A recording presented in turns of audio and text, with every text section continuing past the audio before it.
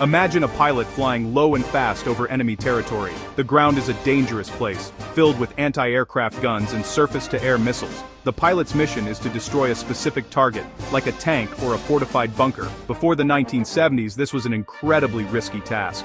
Pilots had to get very close to their targets to have any chance of hitting them with unguided rockets or bombs. This close proximity made them vulnerable to enemy fire. The need for a weapon that could be fired from a safe distance, with a high probability of hitting its mark, was urgent. This need gave birth to one of the most successful air-to-ground missiles ever developed, the AGM-65 Maverick. It was a true game-changer in modern warfare. The AGM-65 Maverick is an air-to-ground tactical missile designed for close air support. This means it's used by aircraft to attack targets on the ground, such as armored vehicles, air defenses, ships, and fuel storage facilities. Its name, Maverick, suggests an independent and unconventional nature, which is fitting for a fire-and-forget weapon. Once launched, the missile guides itself to the target without any further input from the pilot. This capability really revolutionized air combat. It allowed pilots to launch the weapon and immediately take evasive action or engage another target, significantly increasing their survivability and effectiveness on the battlefield.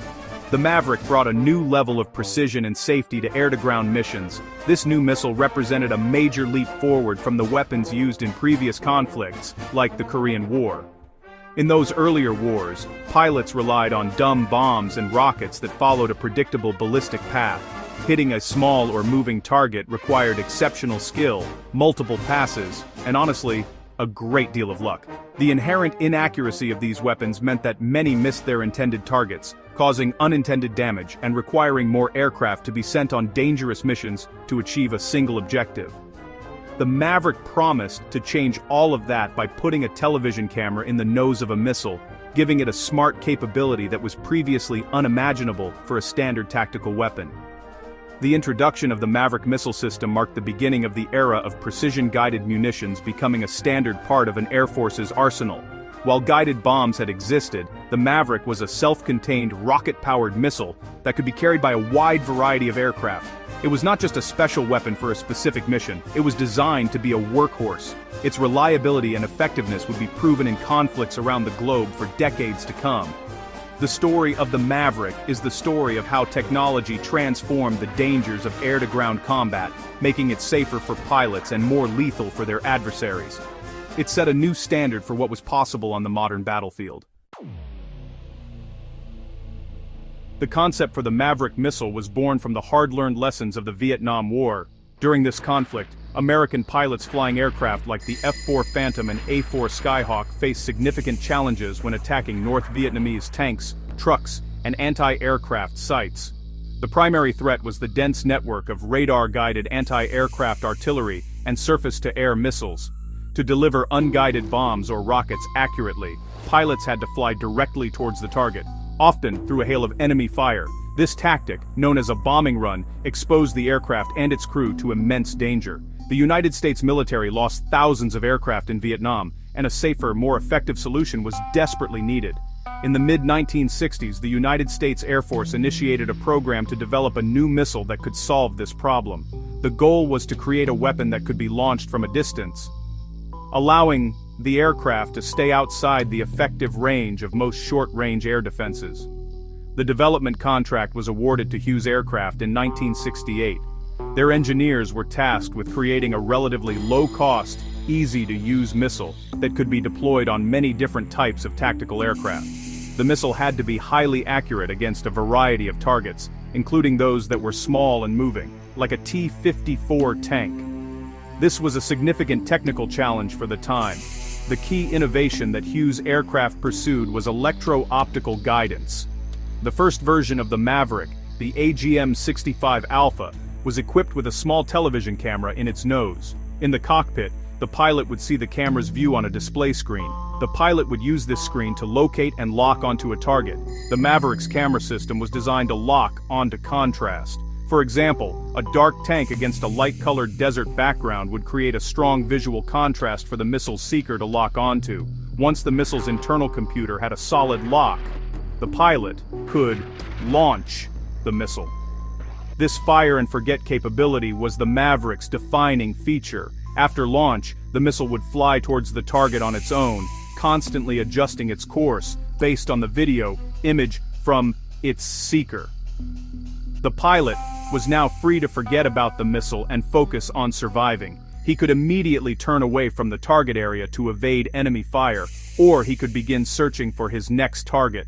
This drastically reduced the amount of time the aircraft had to spend in the most dangerous part of the battlefield, directly over the enemy. The Maverick was not just a new weapon, it was a new tactic for survival and success. The first operational use of the AGM-65 Maverick came during the final years of the Vietnam War. In 1972, the United States Air Force began deploying the new missile on F-4 Phantom II and A-7 Corsair II attack jets. Pilots quickly came to appreciate the Maverick's incredible accuracy. In training, they had seen how the missile could hit a specific part of a target. In combat, they saw it perform just as well. A pilot could lock onto a truck on the Ho Chi Minh Trail, a fortified bunker, or even a specific tank in a formation.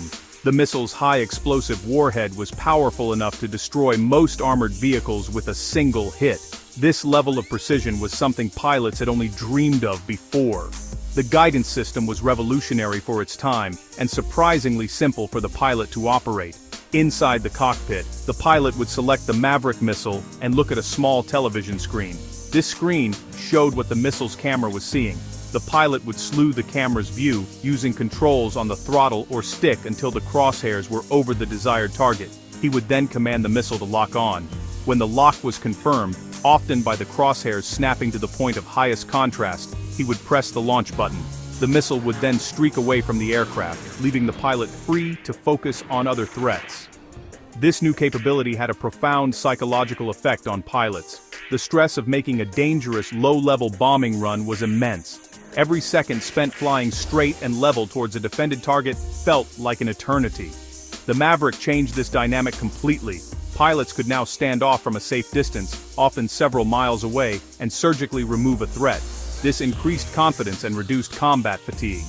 The Maverick became a trusted tool, a best friend that helped them get the job done and return home safely. It transformed the role of the close air support pilot from a high-risk daredevil into a precise, long-range hunter.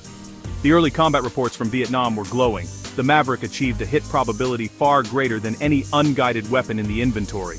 It was particularly effective against point targets that were difficult to hit with bombs. For example, destroying a specific bridge support or a single well-camouflaged artillery piece became a much more achievable mission. While its use in Vietnam was limited due to the late stage of the war, the Maverick's performance there proved its concept. It validated the enormous potential of precision-guided munitions and set the stage for the missile's widespread adoption and future development. The lessons learned in the skies over Southeast Asia cemented the Maverick's place in the modern arsenal. The initial success of the AGM-65 Alpha model was just the beginning for the Maverick. The designers at Hughes and, later Raytheon, which ended up acquiring the missile division, knew that the basic design could be adapted for different conditions and targets. One of the first major improvements was the AGM-65 Bravo. This version featured the same electro-optical television seeker as the Alpha model, but with an optical zoom capability. That meant pilots could lock onto smaller or more distant targets. It was a simple but very effective upgrade that made the missile even more versatile and increased its effective range, since pilots could identify and lock onto targets from farther away, which really enhanced their safety. A significant limitation of the original television-guided Mavericks was that they relied on visual contrast in daylight. They just weren't effective at night, in bad weather, or against camouflage targets that blended into the background. So, to solve this, developers created the AGM-65 Delta, which incorporated an imaging infrared seeker, or IIR. This seeker detected heat signatures instead of visible light. For example, a tank with a running engine would glow brightly on the pilot's display, even in complete darkness or through smoke and haze. This gave U.S. forces a true 24-hour, all-weather precision attack capability and was a massive leap in operational flexibility. The evolution continued with specialized versions designed to defeat different types of targets. The U.S. Navy and Marine Corps needed a weapon that was effective against ships and large, hardened ground targets. This led to the development of the AGM-65 Echo, which used a laser seeker. In this version, another aircraft or a soldier on the ground with a laser designator would paint the target with a laser beam, and the Maverick seeker would home in on the reflected laser energy. This model also carried a much larger 300-pound penetrating blast fragmentation warhead, compared to the 125-pound shaped charge warhead of earlier models, making it ideal for attacking fortified structures and naval vessels. Another important variant was the AGM-65 Golf, which combined the advanced imaging infrared seeker of the Delta model with the larger warhead of the Echo model. It also had improved software that allowed it to track larger targets. This made it a highly versatile weapon, effective against a wide range of targets from tanks to buildings, day or night. Later, the AGM-65 Hotel and Kilo models updated the older Bravo and Golf versions with a new charge-coupled device, or CCD seeker. This CCD seeker worked much like a modern digital camera, providing better performance in low-light conditions and against low-contrast targets than the original television seekers. This constant evolution has kept the Maverick relevant for over 5 decades. If the Vietnam War was the Maverick's combat debut, Operation Desert Storm in 1991 was its finest hour. The vast, open deserts of Kuwait and Iraq provided just the perfect environment for the Maverick's guidance systems to shine. That conflict saw the largest and most intense use of the missile in history. U.S. Air Force A-10 Thunderbolt, 2 Warthog pilots and U.S. Marine Corps AV-8 Bravo Harrier pilots in particular relied heavily on the Maverick to hunt and destroy the massive Iraqi armored forces. The missile's performance during the 100-hour ground war was nothing short of spectacular, becoming a symbol of American technological superiority. During Desert Storm, more than 5,000 AGM-65 Mavericks were fired, primarily by A-10s and F-16s. The primary targets were Iraqi tanks, armored personnel carriers, and artillery pieces. The imaging infrared versions, like the AGM-65 Delta, were especially valuable. They allowed pilots to seek out and destroy Iraqi vehicles that were dug into defensive positions or even partially buried in the sand. The heat from their engines, or even the residual heat from just sitting in the sun, made them stand out clearly to the missile's seeker. Pilots reported extraordinary success rates, with some claiming hit probabilities of over 80% against armored targets. The term tank plinking became common during the war. It described the process of A-10 pilots methodically flying over the battlefield, using the Maverick seeker to find Iraqi tanks one by one and destroying them with precision strikes. News footage from cockpit cameras frequently showed the crosshairs locking onto a distant Iraqi tank, followed by the launch of the missile and a fiery explosion moments later. These images, broadcast around the world, demonstrated the devastating effectiveness of modern air power and precision-guided weapons. The Maverick was instrumental in the rapid destruction of Iraq's elite Republican Guard divisions, which were considered a formidable force before the war. The psychological impact on Iraqi soldiers was profound. The knowledge that a single unseen aircraft could destroy their vehicle from miles away with unerring accuracy was, well, demoralizing. Many Iraqi tank crews simply abandoned their vehicles and fled rather than face the steel rain delivered by A-10s armed with Mavericks.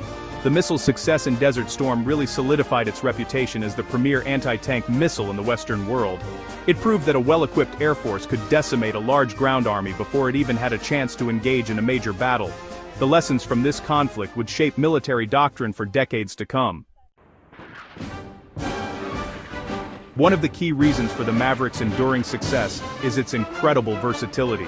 From the very beginning, it was designed to be integrated onto a wide range of aircraft without requiring major modifications. This plug-and-play philosophy meant that many different air forces and military branches could adopt the weapon. The U.S. Air Force has been the primary user, deploying the Maverick on its most famous attack and multi-role fighter aircraft. This includes the rugged A-10 Thunderbolt II, the versatile F-16 Fighting Falcon, and the mighty F-15 Echo Strike Eagle. For these platforms, the Maverick is a staple weapon for ground attack missions. The U.S. Navy and Marine Corps also embraced the Maverick. The Navy used it on aircraft like the A-7 Corsair II and F/A-18 Hornet. The Marine Corps has found it to be an essential tool for their AV-8 Bravo Harrier jump jets and F/A-18s, providing crucial fire support for Marines on the ground. The ability to operate from aircraft carriers and amphibious assault ships made the Maverick a flexible weapon for power projection around the world. Its use isn't limited to fast jets. It has also been tested and deployed on slower aircraft like the P-3 Orion maritime patrol aircraft for use against surface ships. The missile's popularity extends far beyond the United States. Over 30 international air forces have purchased and deployed the AGM-65 Maverick, making it one of the most widely exported and successful guided weapons of all time. Allies from Europe to Asia and the Middle East operate the missile on their own diverse fleets of aircraft. This includes jets like the Swedish JAS-39 Gripen, the British Harrier, and various models of the F-4 Phantom and F-5 Tiger that are still in service with some air forces. This widespread adoption means that Allied forces can share tactics, training, and logistical support, improving interoperability during coalition operations. The Maverick's integration across so many platforms fundamentally changed battlefield tactics. It enabled the concept of multi-role fighters. An aircraft like the F-16 could fly a mission armed with both air-to-air missiles for self-defense and Mavericks for ground attack. This flexibility allowed commanders to use the same aircraft for different types of missions, simplifying planning and logistics. The presence of Maverick-capable aircraft over the battlefield created a no-go zone for enemy armored vehicles. Knowing that any movement could be spotted and instantly attacked from the air forced enemy commanders to be much more cautious, slowing their operations and giving friendly ground forces a significant advantage. Even in an age of GPS-guided bombs like the JDAM, Joint Direct Attack Munition, and advanced stealthy cruise missiles, the AGM-65 Maverick continues to hold a vital place in modern military arsenals. Its enduring relevance comes from a unique combination of capabilities that newer weapons do not always replicate. One of its most important features is its ability to engage moving targets.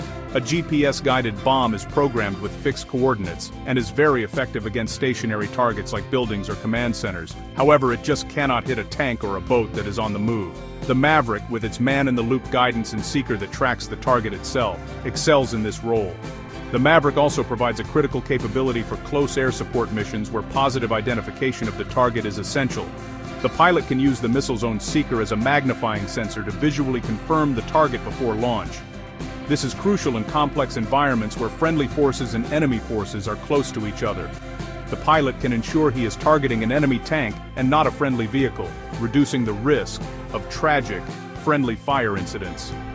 This level of visual confirmation is not possible with a weapon that relies solely on pre-programmed coordinates, making the Maverick a safer choice in many dynamic, close-quarters combat situations. While the basic airframe of the Maverick is over 50 years old, the weapon has remained potent through continuous upgrades. The transition from analog television seekers to modern digital CCD and advanced imaging infrared seekers is a testament to its adaptable design. These newer seekers perform better in a wider range of conditions and are more resistant to countermeasures. The software has also been continually refined to improve tracking logic and expand the range of targets the missile can successfully engage. This process of incremental improvement has allowed the Maverick to keep pace with technology without requiring a completely new and expensive missile to be designed from scratch. In conclusion, the AGM-65 Maverick's legacy is that of a true pioneer. It was one of the first truly effective, widely used smart weapons that gave pilots the ability to strike with precision from a safe distance. Its performance in conflicts like Desert Storm demonstrated the overwhelming advantage of precision air power. Today, it continues to serve as a reliable and cost-effective solution for destroying armored vehicles and other tactical targets, especially those on the move. Its long service life and continuous upgrades are proof of a sound and forward-thinking design. The Maverick is more than just a missile. It is a landmark in the history of military aviation that fundamentally changed the rules of air-to-ground warfare.